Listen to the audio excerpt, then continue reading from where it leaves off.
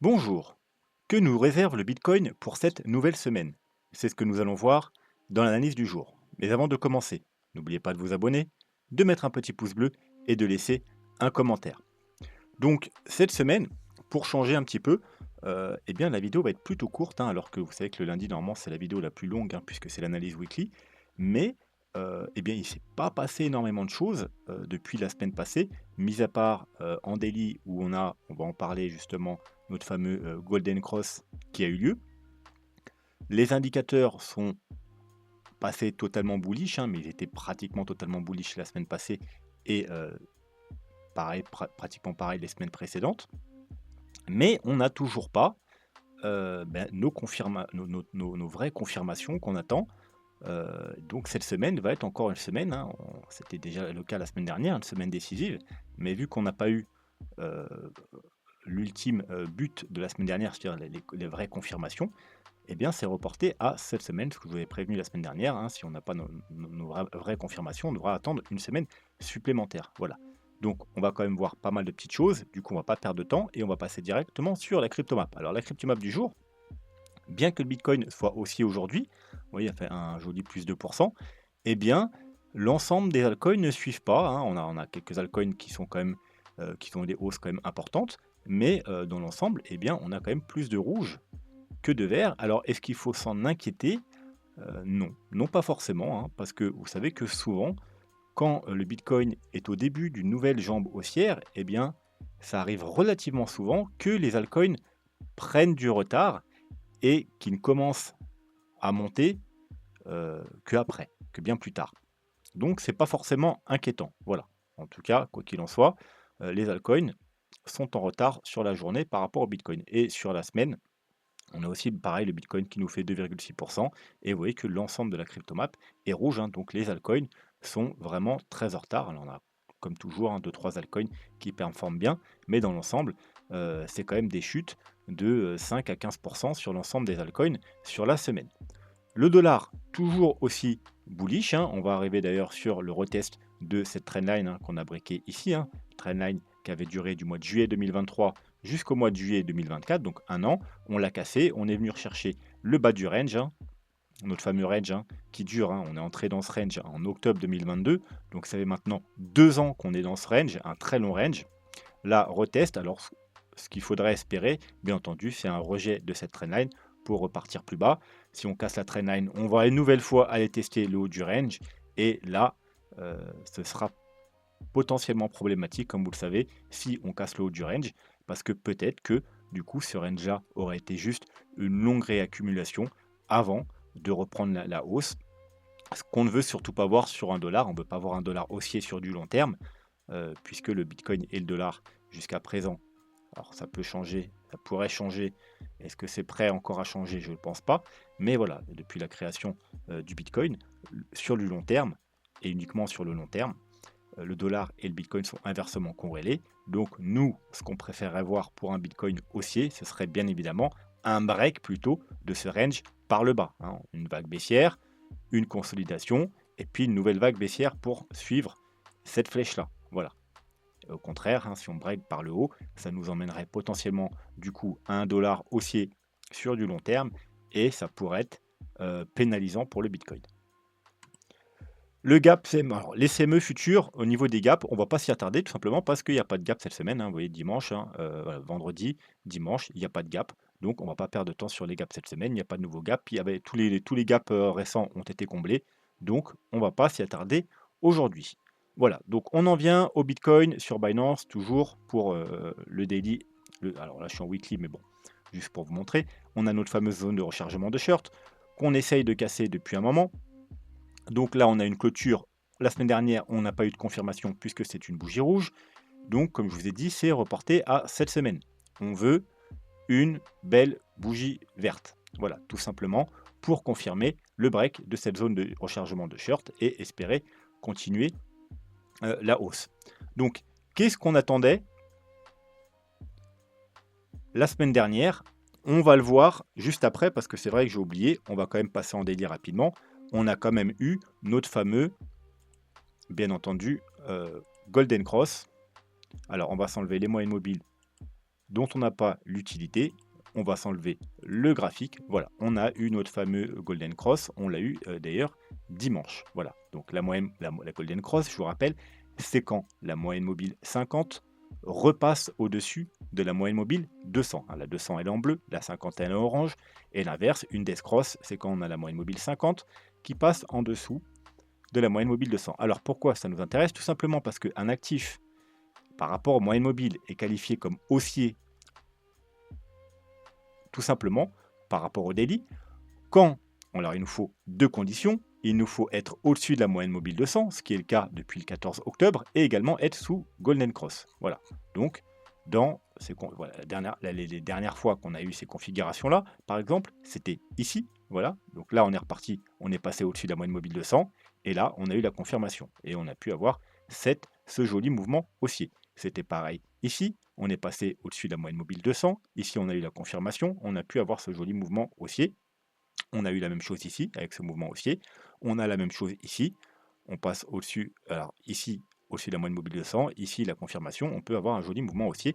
On est haussier tant on n'a pas la situation inverse. La situation inverse, ça veut dire qu'on repasse en dessous de la moyenne mobile de 100 et ensuite, on a notre confirmation de Death Cross. Voilà, donc on a pas ces deux conditions, on repasse pas bearish. Si on a une condition, sur les deux, on est neutre, tout simplement jusqu'à ce qu'on ait la deuxième condition qui s'active. Donc ça, c'est une très bonne chose. Attention, comme je le répète tout le temps, ce n'est pas un signal de trading, ce n'est pas un signal court terme, c'est un signal moyen-long terme. Voilà, donc ça arrive régulièrement. Alors, est-ce que j'ai un exemple, par exemple, voilà, par exemple ici, vous voyez, on va zoomer, hop, hop, hop, hop, hop. On a notre golden, alors on a le passage aussi de la moyenne mobile de 100, on a notre confirmation, mais sur du court terme, eh bien, on a une chute. Et vous voyez qu'on a une petite hausse après et même une chute. Voilà. Donc sur du court terme, c'est pas forcément haussier, c'est pas un signal de trading. Par contre, si on dézoome sur du moyen long terme, eh bien c'est haussier. Pareil ici. Voilà. C'est haussier sur du moyen long terme. Donc c'est surtout pas un signal à prendre comme signal de trading. Mais en tout cas, c'est une très bonne chose. On est repassé haussier sur le Bitcoin par rapport aux moyennes mobiles. Et on le restera tant, du coup, hein, parce que tant qu'on reste au-dessus de la moyenne mobile de 100, c'est-à-dire les 63 000 $. Le niveau n'a pas changé, que ce soit grâce aux moyennes mobiles en daily ou à certains autres indicateurs en weekly. Tant qu'on tient les 63 000 $, alors vous savez, il y avait trois niveaux. Hein, on va revenir justement à ce que je voulais vous dire avant. Qu'est-ce qu'on attendait la semaine passée? Donc on va s'enlever maintenant les moyennes mobiles. On va peut-être passer sur rapidement le troisième graphique. Ah, on va passer sur celui-là d'abord. Il y avait trois niveaux qu'on ne voulait surtout pas casser. Les 65 000. 65 000, pourquoi? Eh bien tout simplement à cause de ce fameux bull flag. On a un bull flag qu'on a cassé il y a 2 semaines, le 14 octobre. On attendait la semaine dernière, donc ce qu'on voulait voir, nous, c'était premièrement clôturer au-dessus. Donc ce qu'on ne voulait pas voir, c'était reclôturer sous les 65 000 $. Donc c'était le premier niveau à surveiller, les 65 000 $. Le premier avertissement, voilà, donc 65 000 $. Pas seulement par rapport à ça, il y avait aussi par rapport au Gaussian Channel. On peut aller le voir rapidement. Comme ça, ce sera fait. On n'aura pas à aller le voir dans les indicateurs. Gaussian, GGG, hop, en 5 jours.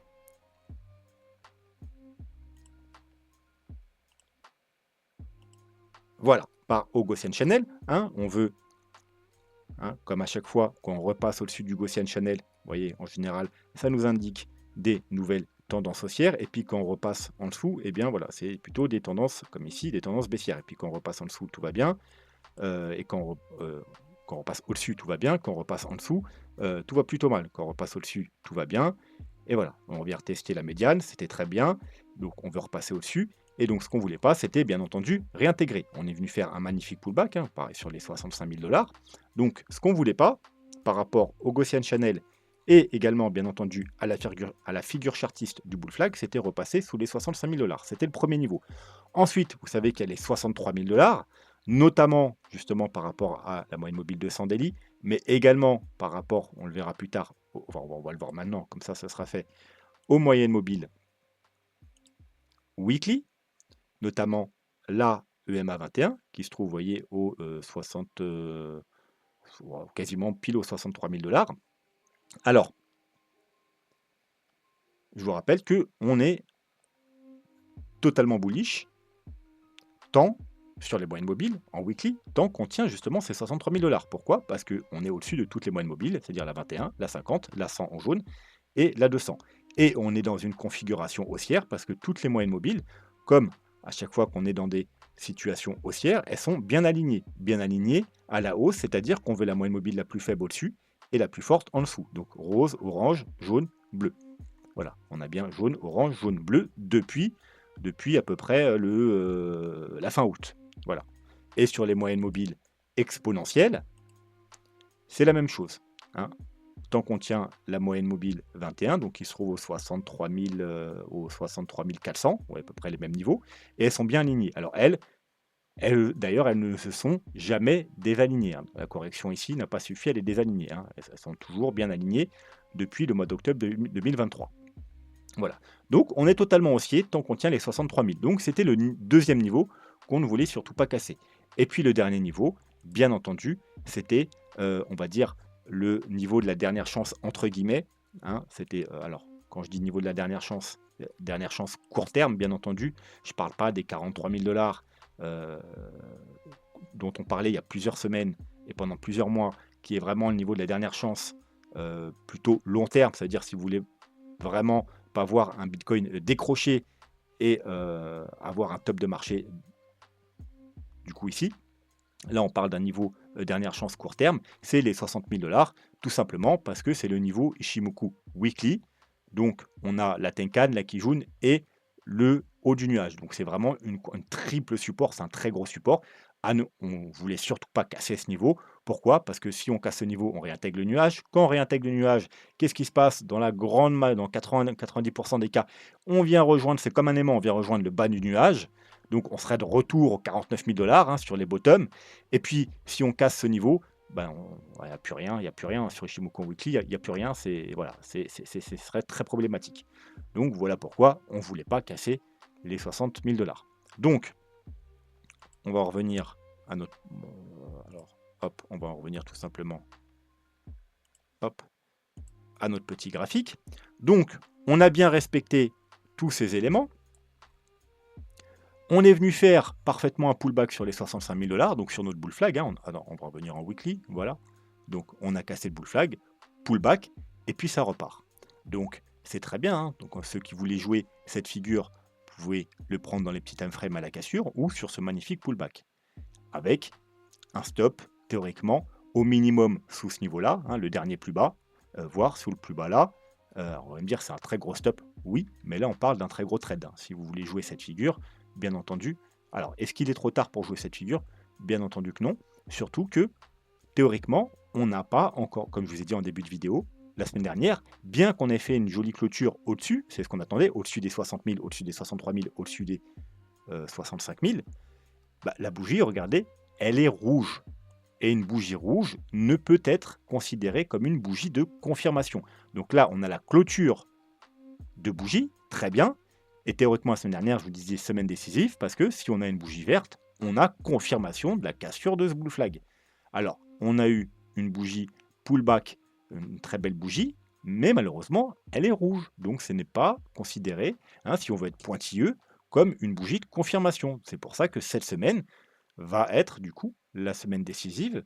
Soit, alors, pour confirmer, il faudra maintenant clôturer au-dessus des 68 000 $. Si on clôture la semaine au-dessus des 68 000 $, on aura une bougie verte et on confirmera du coup la cassure de cette figure et les probabilités du coup eh bien, que la figure se mette en place seront relativement importantes. Et je vous rappelle, pourquoi je vous dis que les stops, même si vous mettez un stop là, hein, alors moi personnellement je jouerai la figure, hein, je mettrai un stop là, hein, je ne joue pas avec des stops là, mais théoriquement hein, on est censé mettre voilà, un stop sous le plus bas.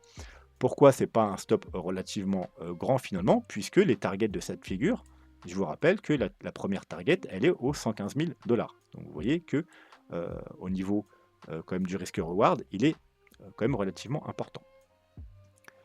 Mais voilà, donc est-ce trop tard pour jouer cette figure? Non, pas du tout. Alors, dans l'idéal maintenant, ce qu'il faudrait, c'est attendre la clôture. Mais le risque, parce qu'en général, les bougies de confirmation, hein, peuvent être relativement importantes. Ça veut dire qu'à tout moment, alors soit, bien entendu, ça peut rechuter, hein, puisque on n'a pas encore confirmé, mais ça peut aussi exploser. Et du coup, la bougie à la clôture, on pourrait très bien être au 70, 71, 73, 75. Alors là, voilà, hein, des bougies. On peut avoir des bougies, quand c'est très bullish, des bougies, vous voyez, bah, regardez. Là, on parle même pas d'une bougie de confirmation, on parle de la bougie de cassure, hein, du dernier bull flag qu'on a eu là. Vous voyez la taille de la bougie, hein. On a commencé à 42 000, on a clôturé à 48 000. Voilà. Donc, c'est le risque. Voilà. Donc, tout dépend. C'est pour ça que moi, personnellement, vous le savez que j'aime pas trop jouer les cassures. Je préfère acheter tout simplement les niveaux d'achat, hein. Donc, on a acheté ici, ici, ici. Voilà, ça c'était pour moi des bons niveaux d'achat. Voilà, donc on se place le plus bas possible. Alors, on ne se place pas au hasard, hein. Il y avait des analyses qui suivaient. Mais voilà, donc les cassures, c'est toujours un peu risqué. Et surtout quand on joue du weekly, puisque soit vous prenez un risque, soit si vous attendez vraiment les confirmations weekly, eh bien ça peut partir très haut. Et du coup, après, le risque-reward sera moins intéressant. Donc, personnellement, moi, si je devais jouer maintenant, si j'étais pas déjà à l'achat et je devais jouer la cassure de ce bull flag, eh bien j'achèterais peut-être maintenant et je mettrais peut-être un stop sous le plus bas ici. Voilà. Pour sortir rapidement si vraiment on devait. Parce que voilà, comme je vous dis, on n'a toujours pas confirmé, hein, donc il peut se passer n'importe quoi cette semaine. Effectivement, ça peut exploser, mais on pourrait aussi totalement réintégrer et repartir par le bas, puisque la figure n'est pas encore confirmée. Voilà. Après, il y a le risque, hein, en achetant ici, en mettant un stop ici, qu'on fasse une chasse au stop, hein, et qu'on aille juste un peu plus bas et puis qu'on reparte. Mais bon, voilà, c'est un risque, mais c'est un risque modéré puisque le stop aura un coût relativement faible. Voilà, moi, c'est ce que je ferais, moi, hein. Ça ne veut pas dire que c'est ce que vous devez faire, vous. Si moi, j'étais déjà pas en trade, je parle pour les traders, pour les investisseurs, c'est une autre histoire, mais c'est probablement comme ça que je le jouerais. Ouais. Donc, pour résumer, la semaine dernière était une semaine plus que correcte. Elle a répondu à pratiquement toutes nos attentes. Les indicateurs, que ce soit les moyennes mobiles, Ishimoku ou tout le reste, ils sont totalement bullish. Alors c'était pratiquement le cas déjà, enfin c'était déjà le cas la semaine dernière. Et on a tenu les clôtures qu'on voulait tenir, c'est-à-dire les 65, les 63, les 60. Mais on a malheureusement, puisque la bougie est rouge, toujours pas confirmé. Voilà. Donc, du coup, eh bien, on a déjà vu pratiquement tous les indicateurs que je voulais vous montrer. Alors, il y a d'autres indicateurs que je voulais vous montrer aujourd'hui. Malheureusement, je ne sais pas pourquoi ils sont buggés sur TradingView. Ils ne veulent pas s'afficher. Ça me met un petit point d'interrogation rouge. Donc, on verra probablement ça mercredi ou vendredi. Mais c'est pas très grave. Est-ce qu'il y a quelque chose d'autre que je voulais vous montrer dans le lot? Bon, on peut aller au récit. Tout va bien également, hein, rappelez-vous. Hein, notre objectif, alors on l'a déjà eu, hein, au début septembre, excusez-moi, c'était de récupérer la moyenne mobile du RSI, hein, sous laquelle on était passé au mois d'avril. Vous voyez, hop, qui fait résistance, résistance, résistance. On l'a passé, on est venu faire un pullback, on repart à la hausse, tout va bien. Donc comme je vous dis, il n'y a rien de nouveau, on est toujours aussi bullish, et tant qu'on ne casse pas les 65 000, mais surtout les 63 000 $, et en dernier recours les 60 000 $, eh bien, on reste bullish et puis on reste dans ce scénario. Alors, hein, c'est le scénario et le 12. Dans ce scénario haussier, on n'a pas encore d'ailleurs validé, hein, totalement cette petite correction également là, hein. Donc, c'est pour ça que je vous dis que au niveau des. Alors, encore une fois, si on devait casser les 63 000 $, etc., l'objectif ce serait d'aller rechercher les 58 000. Du coup, parce que cette correction n'est pas terminée, on peut être dans une flat tant qu'on n'a pas recassé le dernier, comme je vous avais dit, les semaines précédentes, les 69 000 dollars. Mais voilà, tant qu'on ne casse pas les niveaux clés, notamment les 65 000 dollars, eh bien, on prend en considération que cette petite correction de vague 1, là, 2, 1, 2, est terminée et que cette vague 4 ici est terminée. Voilà. Mais on n'aura pas les confirmations tant qu'on n'aura pas notre bougie de confirmation, tant qu'on n'aura pas clôturé au-dessus des 60 000, 8 000 dollars à la fin de la semaine. Pour l'instant, les probabilités restent quand même assez importantes, que ce soit de revenir tester ce niveau-là ou même que potentiellement notre vague 4 ne soit pas terminée. Voilà. Hein, les probabilités, pour l'instant, vu que tout est bullish, sont de notre côté. Hein, c'est ce que nous, on a pris ça en considération depuis plusieurs mois, qu'on avait potentiellement trouvé une fin de 4 ici et aussi il y a plusieurs semaines, enfin il y a 2 semaines, une top de 2 ici, mais on n'a pas encore nos ultimes confirmations, donc faut pas non plus crier victoire trop vite. Voilà. Normalement, voilà, si vous suivez ma chaîne, vous êtes placé correctement, soit vous êtes placé ici, soit vous êtes placé ici, ou même vous êtes placé pile poil sur le bottom ici, puisque c'était notre target qu'on avait préparé des semaines et des mois à l'avance. Voilà, donc normalement, vous n'avez pas de problème. Vous devez être juste encore un peu patient pour avoir les confirmations. Voilà, donc comme je vous ai dit, il n'y a pas grand changement depuis la semaine dernière. Il n'y a plus qu'à être un petit peu patient, hein, mis à part qu'on a eu une confirmation supplémentaire, tout simplement avec le daily et la Golden Cross.